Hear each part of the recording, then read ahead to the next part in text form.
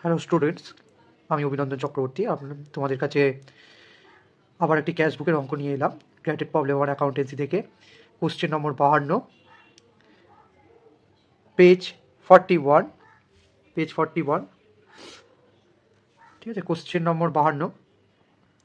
বেশিরভাগ ছাত্রছাত্রীদের এই অঙ্কটিতে নিয়ে একটুখানি ডাউট আছে, তাই এই অঙ্কটা সলিউশন করানোর জন্য তোমাদের কাছে এলাম। দেখো কি বলছে, অঙ্কটা আরম্ভ করছে। দেখো 52 নম্বর অঙ্ক।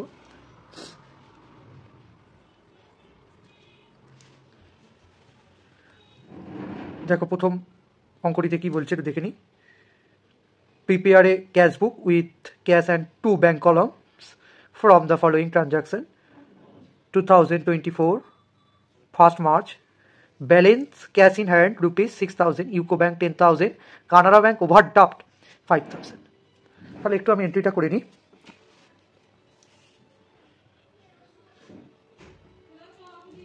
First March 2024, to balance BD বলে ক্যাশের ঘরে লিখব 6,000 আর ইউকো ব্যাংকের ঘরে লিখব 10,000। এবার যেহেতু দেখতে পাচ্ছ কানাড়া ব্যাংকটি যেহেতু বলেছে ওভারড্রাফট 5,000, এটি আমি লিখব বাই বলে, সেম ডেট দিয়ে লিখব 1/3/2024 বাই ব্যালেন্স বিডি বলে কত ছিল 5,000 বলে লিখব কানাড়া ব্যাংকের ঘরে বলে। ন্যারেশন তোমরা লিখে নেবে, আমি ন্যারেশনটি লিখছি না। নেক্সট দেখো কি বলছে, sold goods for cash rupees 30,000। 3 তারিখ বলছে sold goods for cash rupees 30,000। লেখো 3 তারিখ 3 মার্চ 2024, টু সেলস অ্যাকাউন্ট বলে, journal cash account debit to sales, তাহলে ক্যাশের ঘরে হবে টু সেলস অ্যাকাউন্ট বলে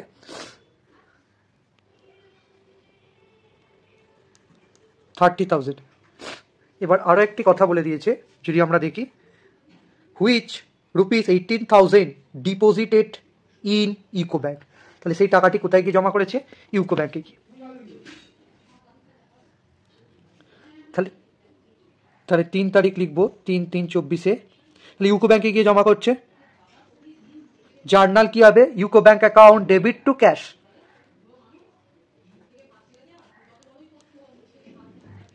বাই ইউকো ব্যাংক অ্যাকাউন্ট বলে ক্যাশের ঘরে 18,000 টাকা।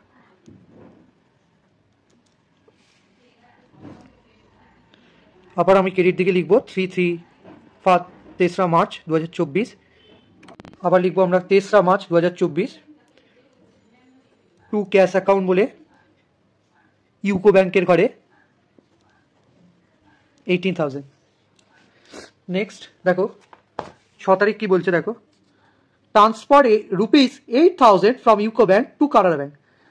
Transfer rupees 8,000 from UCO bank to Canara bank, UCO bank থেকে কানাড়া ব্যাংকে ট্রান্সফার করছে। জার্নালটা কি হবে? জার্নালটি হবে তোমার Canara bank account debit to UCO bank, bank থেকে ব্যাংক ট্রান্সফার করলে তাকে বলবো কন্ট্রা এন্ট্রি বলবো, ঠিক আছে। তাহলে আমাদের কন্ট্রা এন্ট্রি করতে হবে। তাহলে কোথায় গিয়ে জমা করছে আমাদের? এটি জমা করছে আমার কানাড়া ব্যাংকে গিয়ে জমা করছে। তাহলে Canara bank account debit to UCO bank, তাহলে টু ইউকো ব্যাংক অ্যাকাউন্ট বলে লিখবো 6 মার্চ 2024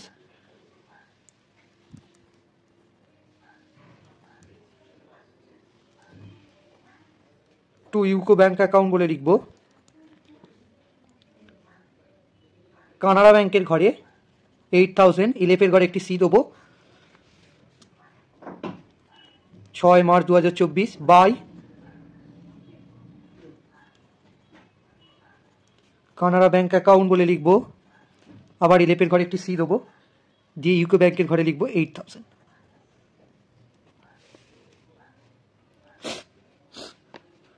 ঠিক আছে। নেক্সট আমরা দেখি 14 তারিখ কি বলছে। 14 তারিখ বলছে receive two cheques from Rajnath rupees 6,000 and rupees 18,000।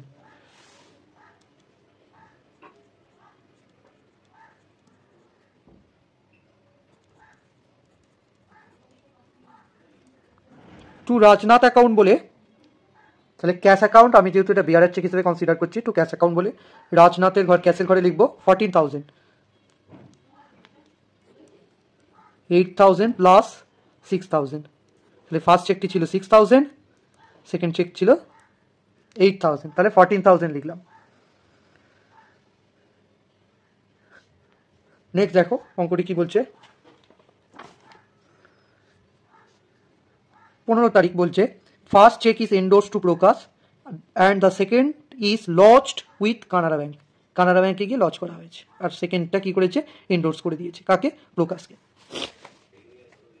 তাহলে প্রকাশকে এন্ডোর্স করেছে। তাহলে প্রকাশকে যদি এন্ডোর্স করে তা আমাদের এন্ট্রিসটা কি হচ্ছে, 15 তারিখ বাই প্রকাশ অ্যাকাউন্ট বলে, তাহলে আমার এটি ক্যাশে ছিল, যেহেতু এটা আমার বিয়ারার চেক, 6,000 আমার প্রথম চেক, সেটি চলে যাচ্ছে। নেক্সট সেকেন্ড চেকটি কী বলেছে, কানাড়া ব্যাংকে গিয়ে লজ করেছে। তাহলে Canara bank account debit to cash, to cash, তাহলে বাই কানাড়া ব্যাংক অ্যাকাউন্ট, তাহলে bye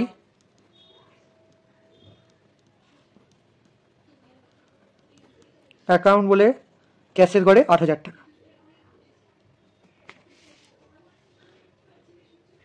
bye Canara bank account বলে 8,000 টাকা লিখলাম। তাহলে টু ক্যাশ অ্যাকাউন্ট বলে লিখবো,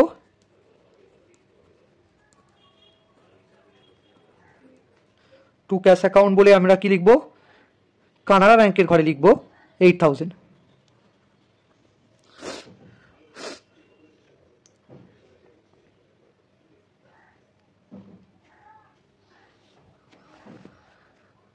নেক্সট দেখি কি বলেছে।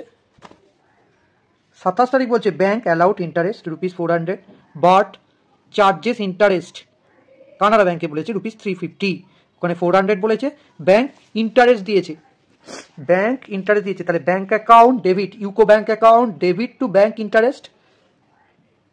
তাহলে 27 তারিখ আমরা লিখবো 27/3/24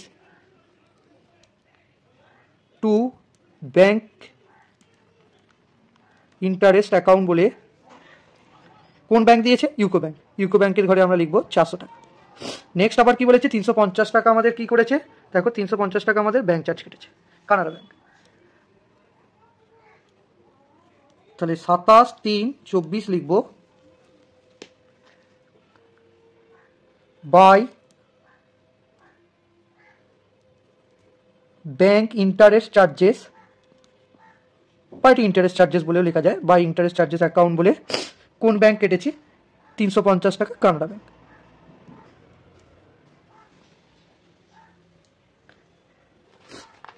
নেক্সট কি বলেছে, 30 তারিখ বলছে after retaining ₹10,000 in cash deposit excess amount equally in both the banks.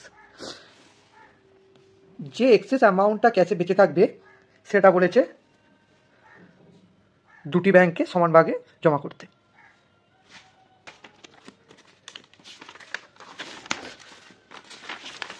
যদি আমরা এটা দেখি তাহলে আমাদের ক্যাশে কত আছে, 6,000, 30,000, তাহলে তিনটে যদি আমরা যোগ করি 50,000। আমাদের ক্রেডিট দিকে কত আছে যদি লক্ষ্য করি, 18, 6 and 8, 32,000, 18K, 6K and 8,000, 32, তাহলে বাদ দিলে 18,000, সেখান থেকে আমাদের কি করতে হবে, 10,000 রিটেনিং বলছে, তাহলে 8,000 আমাদের দুটি ব্যাংকে জমা করতে হবে, এই ব্যাংক, এই ব্যাংক।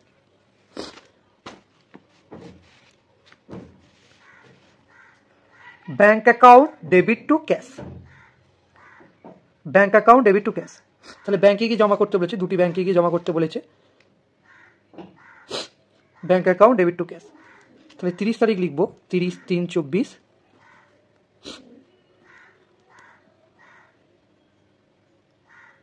বাই ব্যাংক অ্যাকাউন্ট বলে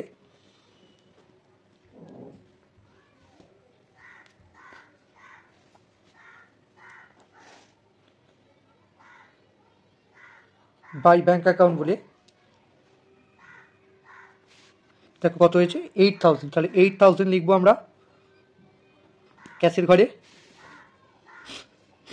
আর এখান থেকে আমরা লিখবো 30/3/24 টু ক্যাশ অ্যাকাউন্ট বলে ব্যাংকের ঘরে 4000।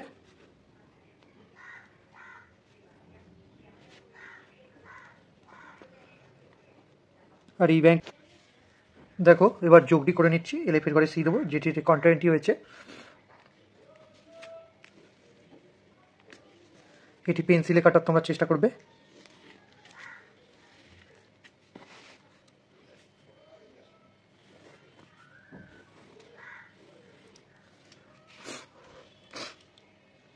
তাহলে দেখো এটি যোগটা করলে হচ্ছে 50,000।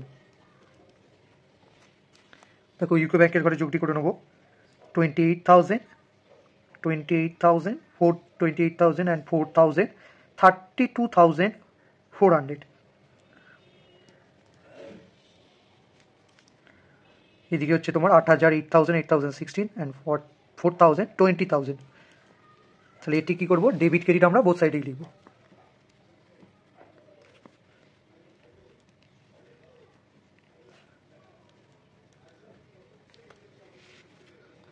বলে শেষ তারিখে মাসের লিখবো বাই ব্যালেন্স সিডি বলে এদিকে লিখবো 10,000। কী করে হলো দেখো 80,000 and 14,000 32 32 and 8 40,000 মানে 10,000। আর এদিকে হচ্ছে দেখো 32,000 32,400 মাইনাস 8,000 24,400 24,400। আর এদিকে হচ্ছে 20,000 থেকে দেখো 5,000 মাইনাস করলে 25। এদিকে হচ্ছে তোমার 20,000 থেকে 5,000 14,650 14,650 এটি আমরা ওপেনিংয়ে করে নেব। বলে লিখব টু ব্যালেন্স বিডি বলে 10,000 24,400 এবং 14,650। থ্যাংক ইউ ক্লাসেস, তোমাদের এটি শেয়ার করে নাও বন্ধুদের মধ্যে এবং এটিকে সাবস্ক্রাইব করো, আর ভালো লাগলে এটি লাইক করো।